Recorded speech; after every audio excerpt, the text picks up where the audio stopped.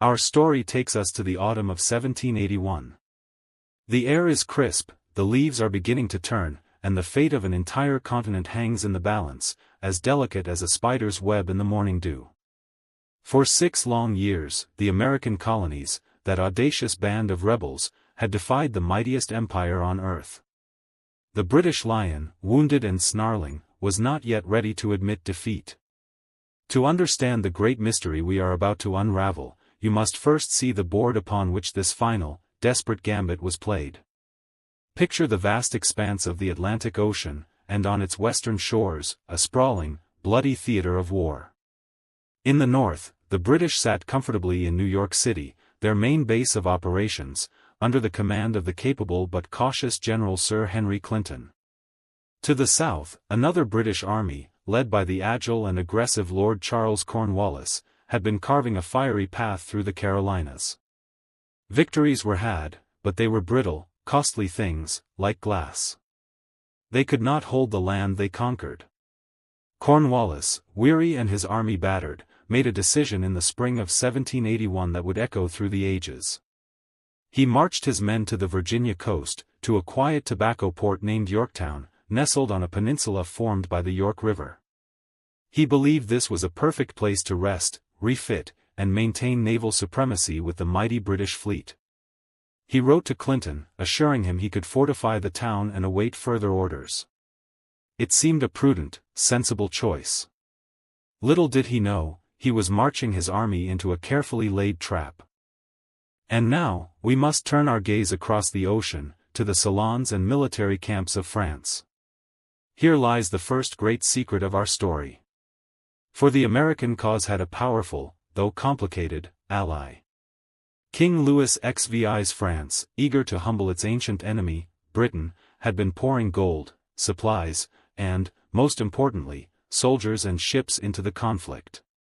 The mastermind of the French war effort was not a grizzled general, but a young, aristocratic officer with a brilliant mind for strategy, the Comte de Rochambeau.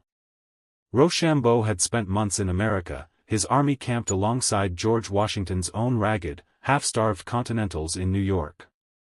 They were 2 armies, one professional and pristine in white and gold uniforms, the other battle-hardened but threadbare in hunting frocks and faded blues. They watched each other, allies but strangers. Washington, with his heart set on his dream, yearned to attack the British in New York. It was the symbolic and strategic heart of the enemy's power. He pleaded with Rochambeau. He argued with him. But Rochambeau had a secret. He was in constant communication with the Caribbean, with another, even more crucial piece on the board, a powerful French fleet commanded by the brilliant and enigmatic Admiral François-Joseph Paul, the Comte de Grasse. De Grasse held the true key to victory. His massive warships could contest the Royal Navy's control of the sea, the very lifeline of any British army. So, in the sweltering heat of a Connecticut summer, the fateful decision was made. Not at a grand council of war, but in whispered conversations, in coded letters.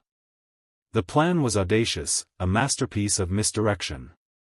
They would not attack New York. They would go south. They would march hundreds of miles to trap Cornwallis. And the key to it all was de Grasse. Would he come? Would he sail north from the West Indies at the precise moment he was needed, or would the British fleet intercept him? The suspense was a tangible thing, a knot in the stomach of every commander who knew the stakes. The second act of our mystery is a tale of movement, of a vast, coordinated dance across the American landscape. In late August, the Allied armies began their great deception. They built massive camps, complete with mock ovens, as if preparing for a long siege of New York. They let information, false information, leak to the ever-present Loyalist spies. Washington himself made a great show of reconnoitering British positions on Manhattan. Clinton, watching from his headquarters, was utterly convinced. The blow would fall on him. He kept his powerful army pinned in place, waiting for an assault that would never come. Then, like a great river changing course, the Allied army vanished. They slipped away, heading south. It was a forced march of epic proportions. Imagine the column, 14,000 men, a mix of French regulars in their brilliant white coats, and American Continentals, many with their feet wrapped in rags. They trudged through Philadelphia, the revolutionary capital, and the city erupted. But the mystery was not yet solved. Where were they going? The men themselves did not know. They marched under the hot sun, through dust and rain, a living question mark moving towards an unknown destiny.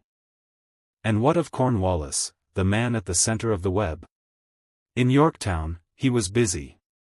His 7,000 men, a mixture of British regulars, Hessian soldiers, and loyalist volunteers, turned the quiet town into a fortress.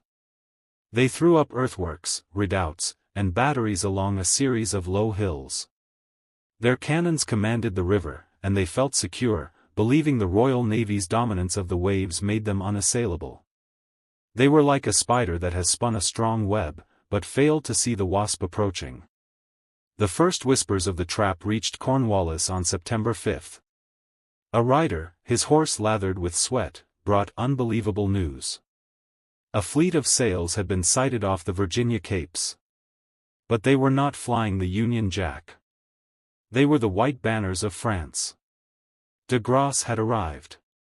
He had slipped past the British, brought 3,000 troops to land, and his 28 ships of the line now blockaded the mouth of the Chesapeake Bay. Cornwallis was stunned, but not yet beaten. He knew the Royal Navy would come. They had to come. And come they did. A British fleet from New York, under Admiral Thomas Graves, sailed south, seeking battle. On that very same day, September 5, the two fleets met off the Virginia Capes. For hours, they maneuvered for advantage, two lines of magnificent, terrifying wooden warships. Then, the cannons spoke. The Battle of the Chesapeake was a gunnery duel, a chaotic and thunderous ballet of sail and shot. It was not a decisive victory in terms of ships sunk, but it was a strategic masterpiece. After days of inconclusive fighting, the British fleet, damaged and low on supplies, limped back to New York for repairs. They left Cornwallis and his army stranded. The sea, which had always been the British Army's highway and escape route, had become a prison wall. De Grasse held the key. The trap had just snapped shut. Now, the final, grim act unfolds. By late September, the Allied armies had arrived. Washington and Rochambeau rode ahead to survey the British lines. It was a moment of profound satisfaction for Washington. He was about to spring the trap he had so carefully laid. The siege of Yorktown began, a methodical, scientific, and terrifyingly efficient process. This was not a battle of dashing cavalry charges. It was a battle of shovels and sweat. The Allies began digging their first parallel, a long trench parallel to the British defenses, just out of cannon range. Under the cover of darkness, thousands of men, taking turns with the picks and shovels, carved a new line into the earth. As they dug, the British cannons thundered, sending iron balls screaming through the night. Men were torn apart in the flashes of light, their bodies swallowed by the very trenches they were digging. It was a ghastly, grueling business. From these trenches, the Allied artillery opened fire. It was a sound the world had rarely heard. Hundreds of cannons, French and American, roared in unison. They did not stop. For days and nights on end, a constant, drumming thunder pounded the British defenses. The town of Yorktown, once a peaceful port, was systematically demolished. Houses crumbled. Redoubts were smashed to rubble. The British soldiers, huddled in their fortifications, could do little but endure the relentless storm. The mystery for them was simple: when would it end? How long could they hold? But two key British strongpoints, Redoubts 9 and 10, jutted out from their main line, like clenched fists, and their cannons were enfilading the Allied trenches, making further progress impossible. They had to be taken. And so, we come to the climax. The date is the night of October 14, 1781. There is no moon. A perfect, inky darkness blankets the land. The plan is for 2 simultaneous assaults. The French, under the Baron de Viomenil, would storm the larger Redoubt 9. The Americans, led by the dashing young Alexander Hamilton, would take Redoubt 10. Imagine the scene. The men are gathered, their faces blackened with dirt. They have unloaded their muskets. This is to be an assault with cold steel, bayonets only. A single musket shot in the darkness could alert the defenders and doom them all. They wait in absolute silence, their hearts pounding against their ribs. In the distance, the constant thunder of the siege guns provides a terrible, magnificent drumbeat. Then, the signal. A French soldier fires 2 shots from a cannon, one right after the other. Boom! Boom! The silence that follows is even more profound. Then, from the French lines, a cheer, Vive le Roi. From the American lines, a wild, terrifying yell, a sound that will haunt British nightmares for years to come. Hamilton's men rush forward, through a storm of musket fire and falling branches. Sappers with axes run ahead, hacking at the wooden abatis, the sharpened stakes protecting the redoubt. Men fall, but the line does not stop. They pour into the ditch, swarm up the parapet, and go over the top. It is a brutal, close-quarters fight in the dark, bayonets thrusting, men grappling, dying with barely a sound. In less than 10 minutes, it is over. Redoubt 10 is taken. The French, after a fiercer fight, capture their objective as well. The fists are broken. The Allied line is now complete. Cornwallis's position is utterly hopeless. The end comes swiftly now. On October 17, a lone British drummer boy, a small figure in a red coat, appears on the parapet of the shattered British line. He beats the parley, a rhythm that means, "We wish to talk." The thunder of the guns falls silent. The sudden quiet is more shocking than the noise ever was. It was the sound of an empire admitting defeat. 2 days later, on a clear, crisp autumn afternoon, the British army marched out of their ruined fortifications to surrender.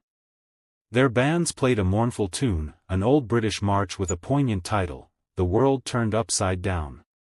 And indeed, it had. The world they knew, a world of British supremacy, had been turned on its head. The British soldiers marched between 2 long lines of their enemies. On one side, the French, in their brilliant, pristine uniforms. On the other, the Americans, gaunt, ragged, their flag, stars and stripes, snapping proudly in the wind. The British general, Charles O'Hara, tried to offer his sword to Rochambeau, who, with a gracious nod, pointed to the American commander.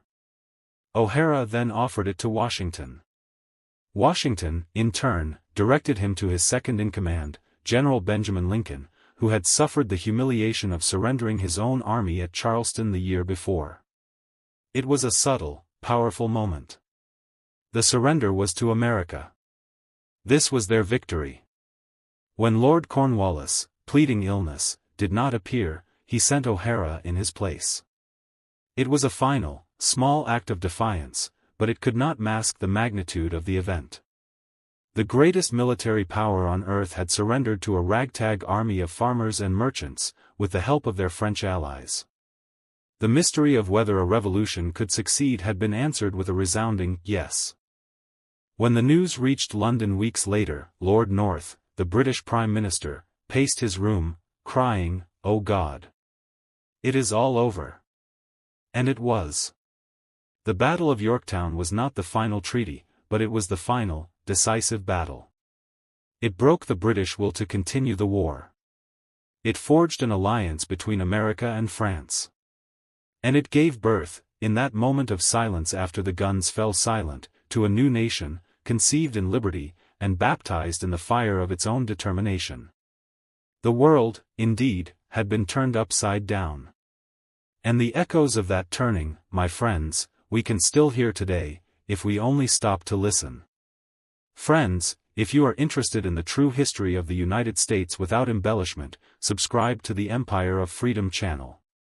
Click on the bell so you don't miss anything.